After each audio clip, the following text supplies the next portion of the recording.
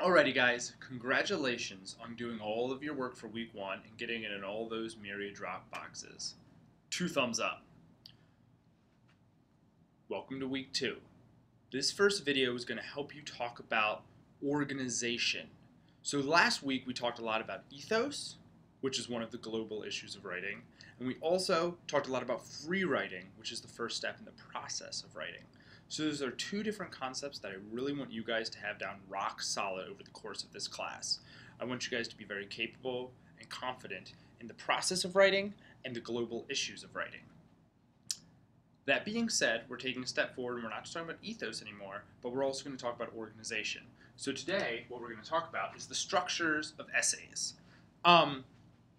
Hopefully by this point you read that really good, well, I say really good because I wrote it, handout on theses from last week.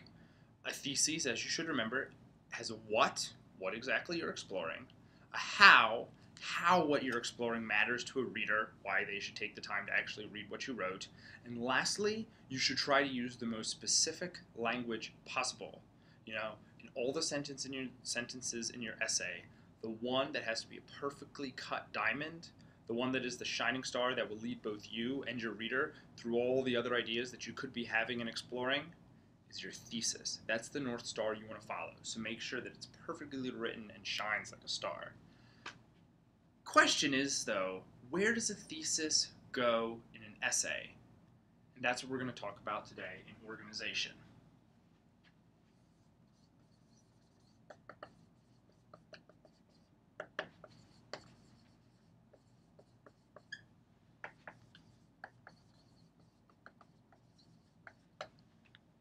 I hope you guys can read that. Seems like you kind of can. Organization. Where does the thesis go? I'm sure some of you guys have heard different things from different teachers, either at high school or other community colleges or universities you've attended. Real quick, I'm going to draw an essay on the board for you.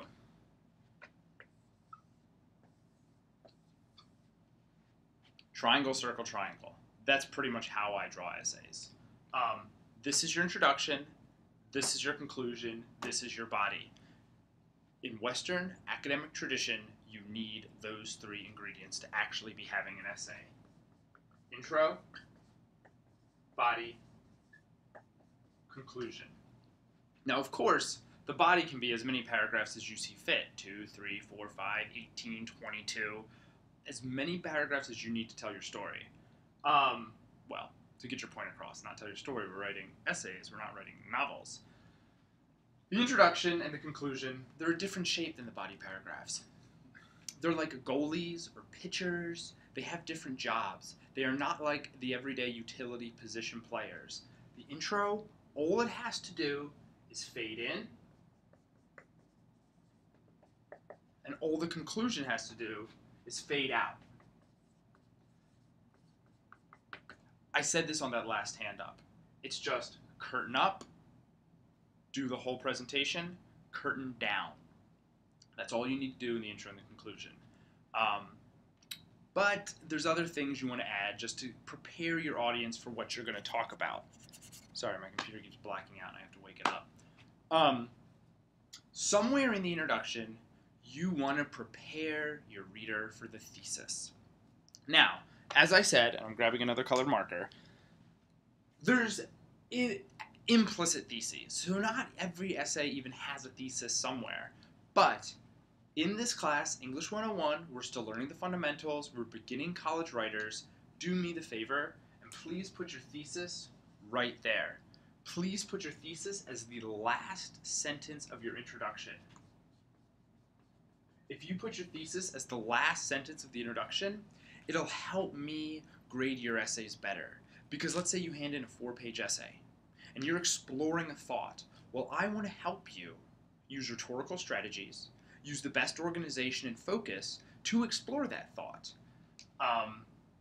If the last sentence of your introduction is, turtles are really awesome animals, then I'm going to be convinced that this student is trying to tell me in 4 to 5 pages that turtles are awesome animals. And then if you have paragraphs on how Taco Bell makes you obese and how their marketing is deceitful, I'm going to get really confused. So help me help you. Please put your thesis as the last sentence of the introduction, because that's what I'm going to consider you're trying to argue over the course of your essay. This isn't the right place to put a thesis. It's not the only place to put a thesis, but for the course of our class, it'll help me help you. Cool? Somewhere else in the introduction, you need to address the text. I talk about this on the 10 Commandments of Strong Essay Writing. Whenever you're responding to a text, whether it's Shakespeare's Hamlet or J.K. Rowling's Harry Potter, you need to say the novel Harry Potter by J.K. Rowling. And you need to do that somewhere in the intro, somewhere before the thesis. I always say A of T, address of texts. It's like at the beginning of a movie, as it's, zooming out, you see, Steven Seagal, and then boom, on deadly ground. You've got to roll the credits. Address the text is pretty much rolling the credits. Those are the only real formalities I expect you to do as it pertains to the structures of essays. What I really want to talk about now is the body.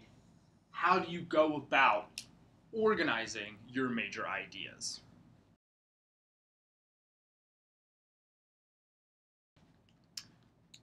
Okay, I raised the board. As a teacher, I've been teaching for about almost 7 years now. There's different types of essays I see. I'm going to draw those on the board for you. The first type of essay I see looks like this.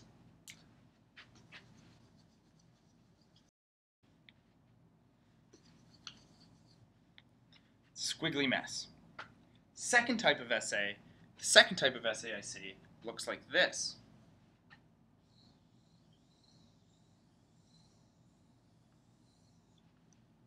And the third type of essay I see looks like this.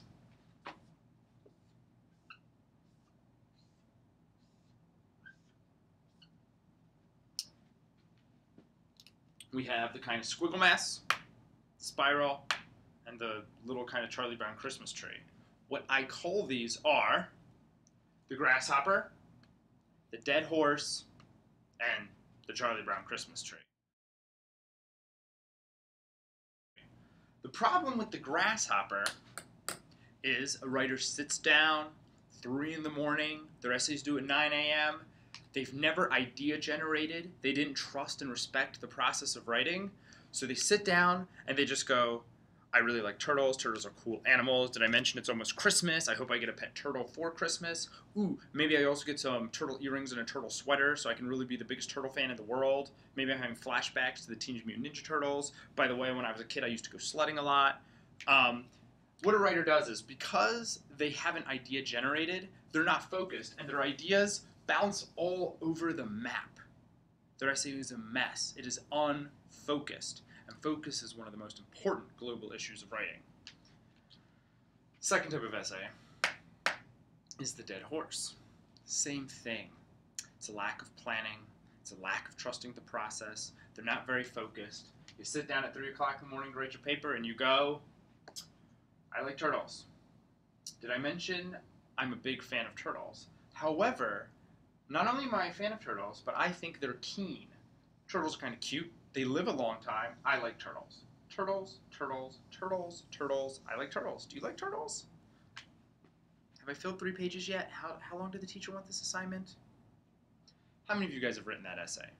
I did when I was in community college. How many of you guys have written that essay? Both the grasshopper and the dead horse come if you haven't idea generated. If you haven't trusted the process of writing, and you sit down and you just try to bust something out, and you pretty much get stuck with poopy essays. Charlie Brown Christmas Tree is a little different. It's the 5-paragraph essay. Let's be honest. It's all about structure. Turtles are green. Hold on, my marker is erasing my other marker. Turtles are green. Turtles are hard. Turtles have soft bellies. Those are my 3 supports in my thesis. Turtles are green. They are very green, and I like turtles that are green. Turtles are soft. They have soft little bellies, and you can touch them with your fingers. Turtles have hard shells. You cannot step on them. If you do, you'll hurt your foot.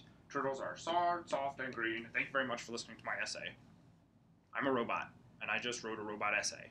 The problem with the Charlie Brown Christmas Tree is, sure, it has a thesis, a strong spine, and sure, it keeps its green, soft, and hard kind of ideas controlled, but the emphasis is on the organization and not on the ideas. So it's kind of like you have a cookie cutter and you just fill it with dough. It's very boring. It's very kind of lacks creativity and verve. It doesn't really explore an idea, it just kind of fills out an idea. And that's not good essay writing. So you don't want to focus too much on organization at the expense of your ideas, and you don't want to just sit down and try to generate ideas at the last second, because you're going to write these 3 very uncool essays.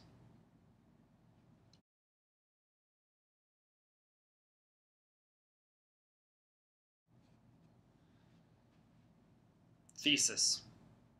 The key to strong essay organization is thesis.